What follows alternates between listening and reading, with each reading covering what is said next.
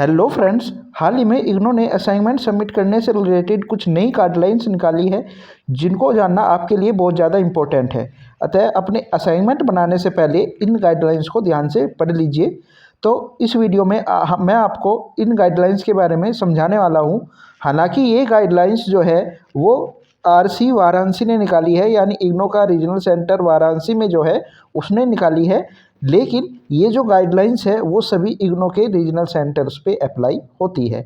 ये कुछ नॉर्मल बातें हैं जो मैं आपको पढ़ के बता रहा हूँ कि हाल ही में जो सेशन चल रहा है जिसमें आप अगर जून 2025 में एग्ज़ाम देने वाले हैं तो उसके लिए आपको जो असाइनमेंट है वो सबमिट करने हैं 31 मार्च तक, जिसकी डेट जो है वो आगे बढ़ जाएगी अगर इग्नू हेडक्वार्टर से कोई नोटिस आता है तो। हालांकि वो हर साल बढ़ती है, तो ये मान लीजिए आप कि अप्रैल तक भी असाइनमेंट को सबमिट कर सकते हो। इसमें यह भी बताया गया है कि जो असाइनमेंट है उनका अंतिम रिजल्ट यानी जो आपके टर्म एंड एग्ज़ाम होंगे उसमें 30% जो नंबर्स होंगे वो आपके असाइनमेंट के जुड़कर आएंगे। इसके बाद इन्होंने यह बताया है कि आपके जो असाइनमेंट है वो कैसे बनाए जाने हैं। तो सबसे पहले आपको ये ध्यान रखना है कि जो इग्नू की वेबसाइट है वहाँ से आपको लेटेस्ट इस सेशन के असाइनमेंट क्वेश्चन पेपर को सबमिट कर लेना है। अगर आपको यह भी जानना है कि इग्नू से कैसे हम अपने लेटेस्ट क्वेश्चन पेपर को सबमिट कर सकते हैं तो उसके लिए मैंने एक वीडियो बनाई हुई है, कमेंट सेक्शन में उसका लिंक मिल जाएगा, आप वो देख सकते हो। उसके बाद बताया गया है कि सत्रीय कार्य से मतलब आप असाइनमेंट से समझ सकते हो, वो आपको सिर्फ A4 साइज पेपर पे ही बनाना है। अब ऐसा ज़रूरी नहीं है कि वो A4 साइज पेपर रूल यानी जिस पर लाइनें हो, आप प्लेन पेपर का भी इस्तेमाल कर सकते हो।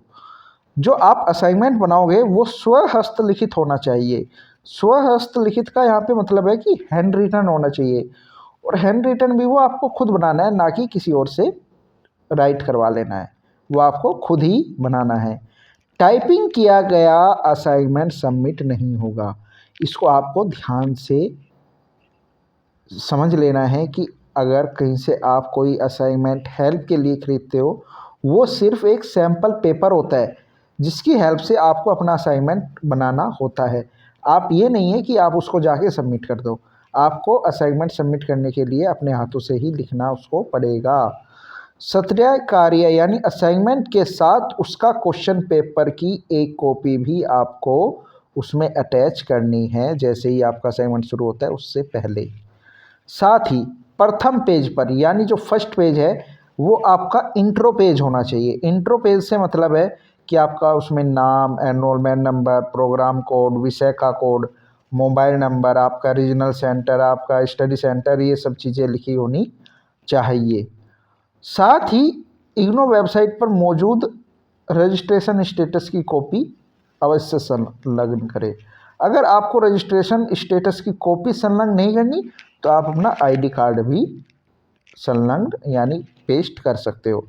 तो इसका मतलब आपको सबसे पहले इंट्रो पेज लगाना है, उसके बाद अपनी एक आईडी कार्ड की फ़ोटोकॉपी लगानी है या रजिस्ट्रेशन स्टेटस की फ़ोटोकॉपी लगानी है, उसके बाद आपका क्वेश्चन पेपर, और उसके बाद आपका सॉल्व किया गया असाइनमेंट। तो ये आपका पूरा फॉर्मेट हो गया।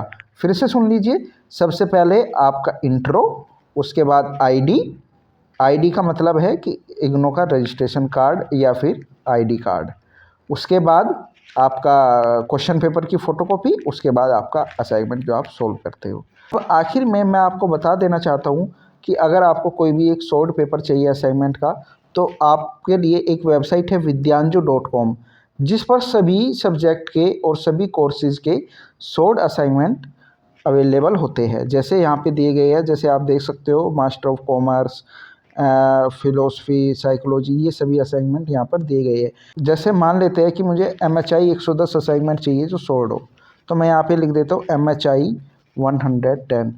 जैसे ही मैं इसको सर्च करूँगा तो यहाँ पे MHI 110 का असाइनमेंट आ जाएगा।